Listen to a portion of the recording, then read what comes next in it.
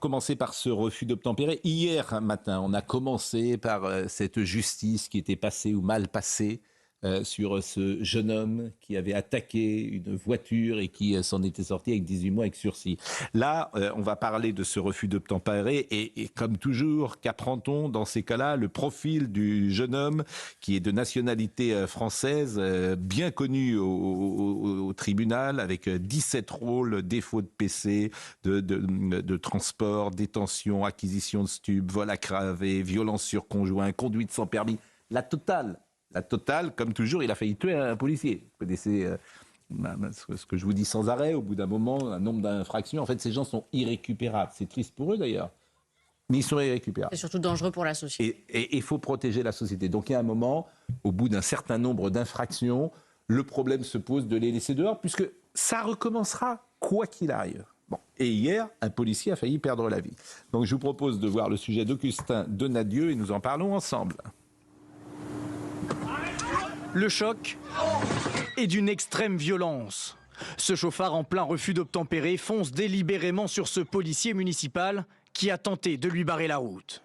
Quelques minutes plus tôt, l'équipe de policiers procédait à un contrôle routier banal, mais au moment de décliner son identité, le suspect a démarré en trombe. Pour le maire de la ville, l'intention du conducteur est sans équivoque. Il n'y a aucun doute possible, on est en pleine journée, le véhicule fonce sur un policier municipal qui est debout et qui est parfaitement identifié, qui est en tenue. Donc il n'y a pas du tout volonté d'esquiver le policier, de passer à côté. Le chauffeur a foncé sur le policier et c'est voilà, pour moi clairement quelque chose qui relève de l'homicide volontaire, tentative d'homicide volontaire en tout cas. Avant d'être percuté violemment, le policier municipal a sorti son arme de service et a sommé l'individu de s'arrêter. Les habitants ont tout vu et tout entendu. Je suis pas quelqu'un qui se choque facilement, pourtant, mais l'assister en vrai, parce qu'on en voit des choses de nos jours, mais l'assister en vrai, et le bruit surtout, c'est le bruit qui était choquant.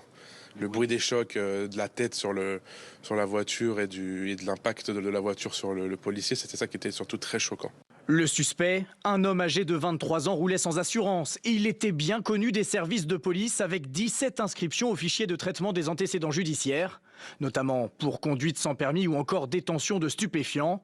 Au moment de son interpellation dans le 15e arrondissement de Paris, il transportait une quantité importante de drogue dans son véhicule. Était ce matin l'invité de Sonia Mabrouk. Elle a réagi sur Europe 1 et sur CNews. Aujourd'hui, on a affaire à un miraculé. Ce policier municipal est un miraculé.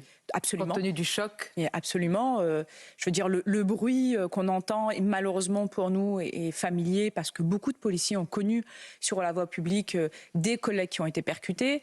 Et évidemment que lorsque l'on parle à chaque fois des tentatives d'homicide sur les forces de l'ordre, les policiers, les gendarmes, les policiers municipaux, les policiers nationaux, à l'occasion d'un refus d'obtempérer, il y a, je pense, dans l'imaginaire collectif, quelque chose d'un peu fictif, quelque chose qui manque de concret. Et là, il faut que l'opinion publique se rende compte qu'un refus d'obtempérer, ce n'est pas anodin. Et ce n'est pas seulement refuser l'injonction, non, c'est tenter par tout moyen de fuir à ses obligations, quitte à tuer la vie humaine. Le débat qu'on a eu 10 fois, 100 fois, 1000 fois et qu'on aura 10 000 fois, mais tout ça ne sert à rien. Puisqu'on va dire les mêmes choses qu'on a dit des milliers de fois. Monsieur Bilger, qui est magistrat. Vous avez beau les répéter, Pascal, il arrive que vous ayez raison. Le fait de... ce refus d'obtempérer à nouveau, qui est suivi par une tentative de meurtre, hein, c'est clair, on n'en sortira pas. Si à un moment donné, on n'exclut pas l'individualisation de la peine, et si on raisonne par rapport à ce qui se passe tous les jours, un magistrat doit intégrer le fait, pour les refus d'obtempérer suivis de crimes ou de délits, qu'il est aussi en charge de la tranquillité sociale et du respect des politiques. Mais nous l'avons dit combien de fois, donc ça ne sert à rien en fait. Mais si, ça servira. Le CV de ce jeune homme... Ah ben il est hallucinant. Mais alors donc ça ne sert à rien. Si. Mais ça sert à quoi puisque rien ne change? Mais parce qu'un jour, la magistrature comprendra que dans ces affaires-là... Mais quand? Mais jamais. J'espère, je suis moins pessimiste que vous, dans la mesure où j'espère qu'une lucidité collective... Ça changera rien. Si. Rien. Si. Rien. Rien.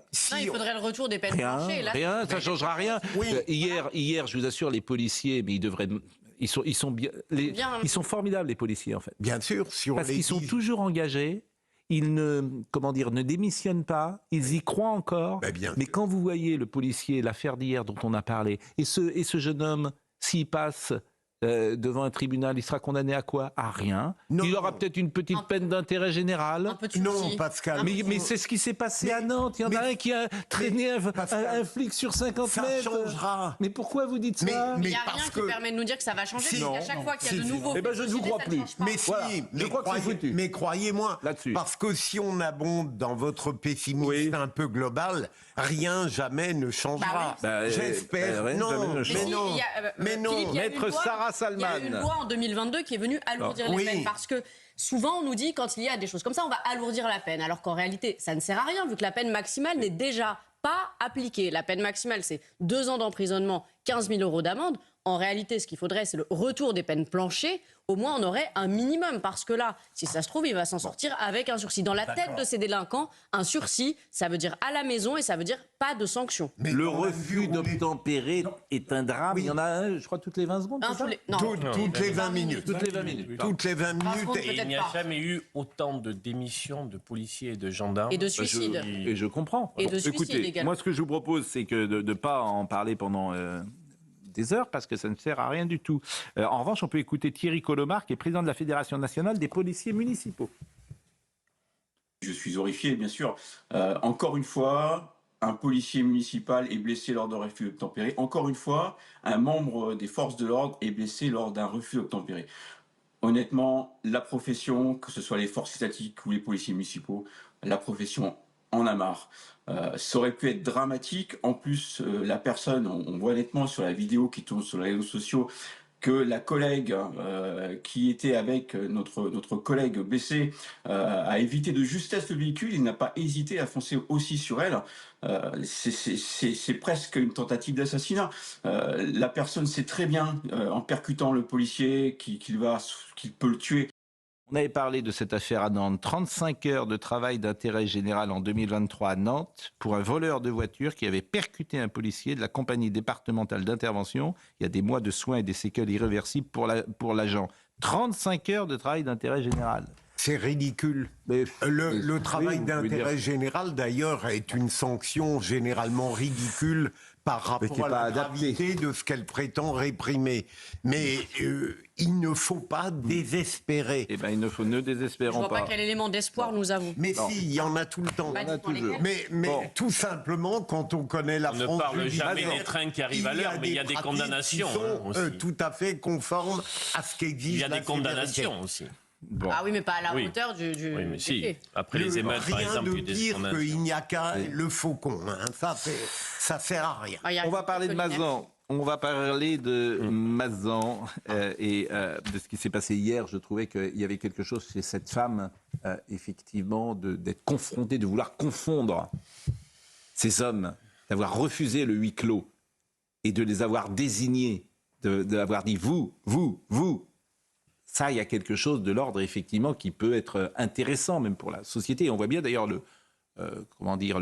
combien ce procès est La médiatisé. déflagration. Et en tout cas, alors parfois il y a de l'instrumentalisation aussi, parfois il ne faut pas être dupe de tout ça, bien sûr, mais il n'empêche qu'il y a une réflexion qui est en place. L'avocate que vous êtes, Oui, tout à fait. forcément, doit être intéressée par ça. Je voudrais qu'on commence peut-être par Maître Babonneau, qui hier rapportait ce qui s'était passé dans cette audience. C'était une audience qui était une audience avec beaucoup d'émotions. C'est une audience avec des questions difficiles qui ont été posées. Mais Gisèle Pelicot a répondu à toutes les questions qui lui ont été posées. Elle l'a dit et elle le redit. Elle veut que ce procès soit public. Elle veut montrer qu'elle n'a rien à cacher, que les victimes n'ont pas à avoir honte, y compris quand on va les confronter à des aspects qui sont particulièrement intimes de leur vie. C'est souvent, d'ailleurs, ce qui fait peur aux victimes, c'est qu'on puisse sortir des éléments qui sont pris sur une vie entière. Gisèle Pelicot a eu 50 ans de vie avec son mari. On sait qu'il y a des milliers de photos qui ont été trouvées. Eh bien, qu'on en prenne quelques-unes comme ça pour la confronter avec potentiellement la perspective de la mettre en difficulté. c'est ce qu'on a pu voir aujourd'hui, mais comme je l'ai dit, elle ne se cache absolument pas et elle continuera à répondre. Alors parfois, effectivement, elle peut s'emporter parce que c'est une épreuve difficile, mais elle continuera à répondre.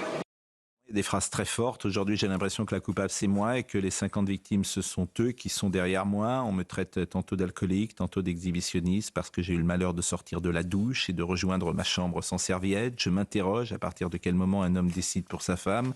C'est quoi ces hommes? Ce sont des dégénérés. Ils n'ont pas de cerveau ou quoi? Quand on voit une femme inerte comme ça, dans son lit, on la viole. Je n'ai pas l'habitude de m'énerver. Alors là, c'est un autre passage qu'on verra tout à l'heure parce qu'elle est revenue sur cette notion de viol.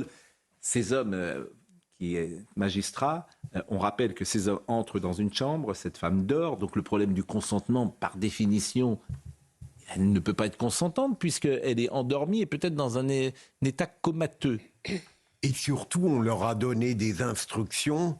Se déshabiller ailleurs, ne pas parler fort. Il est évident que le problème du consentement est réglé dans cette affaire. Nous sommes d'accord. Absolument. Bon, donc, et il y a eu un échange sur le viol, et je vais vous faire écouter ce que disait Guillaume de Palma, qui est l'un des avocats des accusés, qui il y a quelques jours, c'était le 10 septembre, s'était exprimé sur le consentement et le viol. Et ses propos avaient pour le moins choqué. Écoutez. À partir du moment où effectivement il y a une intention coupable, à partir du moment où on arrive à rapporter la preuve du fait que la personne qui a commis les actes de viol avait conscience de commettre des actes de viol, il y a viol. Sinon, il n'y a pas viol. Et c'est ce que l'on dit depuis le début pour l'ensemble de nos clients. On n'est pas en droit américain, c'est-à-dire qu'en France, il ne faut pas avoir recueilli le consentement de la victime pour faire en sorte nécessairement qu'il n'y ait pas de viol. Il faut, pour qu'il y ait un viol, que la démonstration soit faite de l'intention coupable de l'auteur. Si l'auteur s'est trompé, s'est mépris, la Cour de cassation dit toujours qu'il n'y a pas de viol. Même quand elle est dans un coma, comme disait l'expert hier? Alors la question du coma, on l'examinera en détail pour savoir effectivement au cas par cas s'il y a coma ou pas. Nous le réfutons, nous ne sommes pas les seuls avocats à le dire. C'est juste inaudible. Ce qu'il dit est juste inaudible, si vous me permettez. Donc, et je ne sais pas comment il va organiser sa défense. C'est inaudible. Pour qu'il y ait viol, pour caractériser l'infraction, il faut la réunion d'un élément matériel, là c'est filmé, et d'un élément intentionnel. On rappelle que le forum sur le groupe s'appelle « À son insu ». À partir du moment où vous avez un forum qui s'appelle « À son insu », comment voulez-vous expliquer qu'elle était d'accord? Ça ne tient pas la route. Alors, elle a répondu précisément à M. de Palma hier. Elle a dit « Je n'ai pas l'habitude de m'énerver, mais là, franchement, ça suffit. Non, il n'y a pas viol et viol. » Le bâtonnier qui a dit ça, il doit être bâtonnier, M. de Palma. C'est un ancien bâtonnier, je crois. Est-ce qu'il aurait dit ça si c'était sa fille aujourd'hui à la barre? Non, un viol est un viol, point. Et Guillaume de Palma a répondu « Madame, que les propos vous ont blessé et choqué, j'en suis désolé. Mon intention était de rappeler la règle de droit.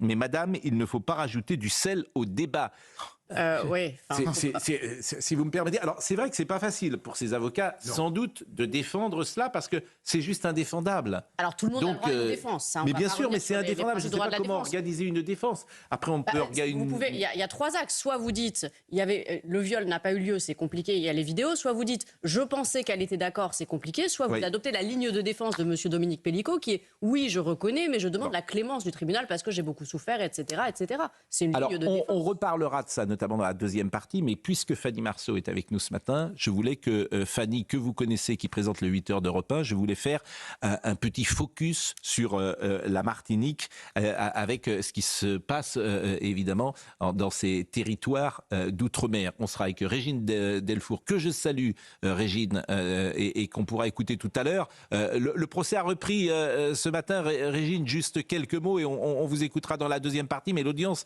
a repris à l'instant. Oui, on attend encore la cour qui doit arriver. Théoriquement, aujourd'hui, dans quelques instants, il devrait y avoir deux des causes accusées qui devaient être entendues hier et qui n'ont pas été, puisque hier, l'après-midi, a été le témoignage de Gisèle Pellicot. Merci Régine. Le couvre-feu a donc été décrété hier soir dans certains quartiers de Fort-de-France après une nouvelle nuit de violence urbaine dans un contexte de mobilisation contre la vie chère en Martinique. Le préfet de la Martinique, Jean-Christophe Bouvier, a annoncé avoir signé un arrêté de couvre-feu entrant en vigueur de 21h à 5h du matin dans les quartiers les plus touchés par les violences. J'ai l'impression que la Martinique, que je connais très mal, évidemment, c'est pourquoi, comme beaucoup de Français de métropole, on connaît très mal en fait la Martinique, parce que quand on y va, On y va 15 jours et dans des situations souvent très, très favorables. Je voulais connaître votre expertise sur cette île et j'ai l'impression qu'aucun des problèmes n'est jamais réglé depuis la nuit des temps. Depuis la colonisation, on n'a jamais rien réglé depuis. Il y a eu l'esclavage, l'abolition, etc. Et en fait, tout, si vous voulez, se tricote pour les populations locales. C'est-à-dire que vous avez en Martinique 27% des habitants qui vivent sous le seuil de pauvreté. C'est 2 fois plus quasiment que dans l'Hexagone. Vous avez les prix de l'alimentaire qui coûtent 40% plus cher. Alors on nous dit que c'est pour les frais d'approche, pour tout ce qui est le transport, pour faire venir... Vous me disiez ce matin un 4 quarts, un 4 quarts à 8 euros. J'ai pris des tarifs. Vous avez par exemple du beurre demi-sel. À Paris, c'est 2,49 €. Le même exactement, il est à 3,90 € en Martinique. Vous avez un dentifrice, le même qui est à Paris à 3,92 €, il est à 5,40 € en Martinique. Et à chaque fois, vous rajoutez 2, 3, 4 €. Et pour certaines choses, cet été, j'ai dû acheter de la lessive pour ma mère, qui m'a coûté 26 €. Elle en coûte 13 à Paris. Et vous avez en fonction... Alors, il y a plusieurs enseignes, évidemment, mais ce sont des enseignes nationales. Hein. Vous avez un Carrefour, un Auchan, un Leclerc, etc., qui sont des franchises et qui sont tenues par de grandes entreprises qui s'entendent très bien entre elles. Mais ça ne tient pas, l'argument de dire qu'il faut acheminer. Non, ça ne tient pas comme argument. C'est-à-dire que ce n'est pas suffisant, en tout cas, pour expliquer à quel point les prix peuvent être élevés. Et vous avez des populations qui n'arrivent plus à joindre les deux bouts. Alors on pourrait nous dire, oui, bon, ils n'ont pas de chauffage à payer, bon, ils ont du soleil, ils sont contents, mais en fait, la misère n'est pas meilleure au soleil.